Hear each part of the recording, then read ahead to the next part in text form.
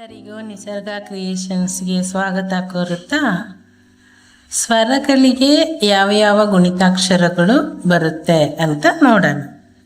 ಇದು ಅ ಸ್ವರ, ಅದಕ್ಕೆ ಗುಣಿತಾಕ್ಷರ ತಲಕಟ್ಟು. ಆ, ಇದು ತಲಕಟ್ಟು ದೀರ್ಘ ಅಥವಾ ಇಳಿ, ತಲಕಟ್ಟು ಇಳಿ ಅಂತ ಹೇಳ್ತಾರೆ. ಇದು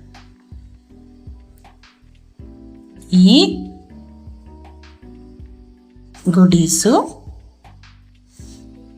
ಈ ಗುಡಿಸು ದೀರ್ಘ, ಗುಡಿಸು ಹೀಗಾಗಿ ದೀರ್ಘ.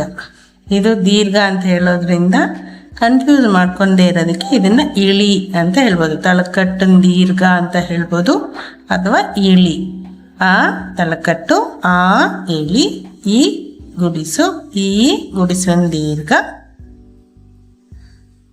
ಉ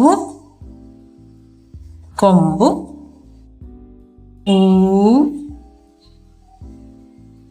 ಕೊಂಬು ಕಿಳಿ, ಹೀಗೆ ಬಂದು ಹೀಗೆ ಕೊಂಬು ಕಿಳಿ, ರು ಒಟ್ರ ಸುಳಿ, ಎ ಇದು ಏತ್ವ, ಹೀಗೆ ಬರಬೇಕು. ಏತ್ವ, ತಲಕಟ್ಟು ಮತ್ತು ಏತ್ವ ಡಿಫ್ರೆನ್ಸ್ ನೋಡ್ಕೊಬೇಕು.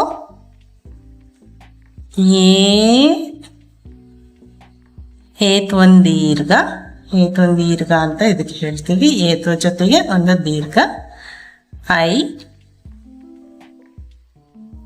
ಏತ್ವ ಮತ್ತು ಹೀಗೆ ಕೆಳಗಡೆ ಅಕ್ಷರದ ಕೆಳಗಡೆ ಈ ಥರ ಹಾಫ್ 3, ಅರ್ಧ 3 ಥರ ಬರೀಬೇಕು, ಅರ್ಧ 3 ಥರ ಬರೀಬೇಕು. ಓ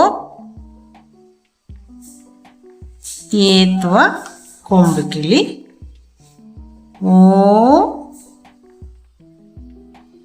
ಏತ್ವ ಕೊಂಬು ಕಿಳಿ, ಪಕ್ಕದಲ್ಲಿ ಒಂದು ದೀರ್ಘ. ಔ ಔತ್ವ, ಇದನ್ನ ಔತ್ವ ಅಂತ ಹೇಳ್ತೀವಿ. ಈ ಓ ಮೇಲ್ಗಡೆ ತಲೆ ಮೇಲೆ ಹಿಂಗೆ ಕೊಟ್ಟರೆ ಔ ಆಗುತ್ತೆ, ಅದನ್ನ ಹೀಗೆ ಬರೆಯೋದು. ಔ,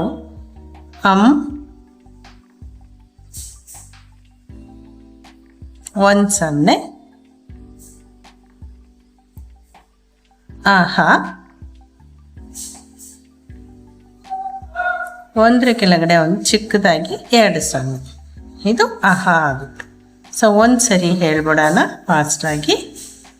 ಆ ತಲಕಟ್ಟು, ಆ ದೀರ್ಘ ಅಥವಾ ಇಳಿ, ಈ ಗುಡಿಸು, ಈ ಗುಡಿಸು ದೀರ್ಘ, ಉ ಕೊಂಬು, ಊ ಕೊಂಬು ಕಿಳಿ, ರು ಒಟ್ರ ಸುಳಿ, ಎ ಏತ್ವ,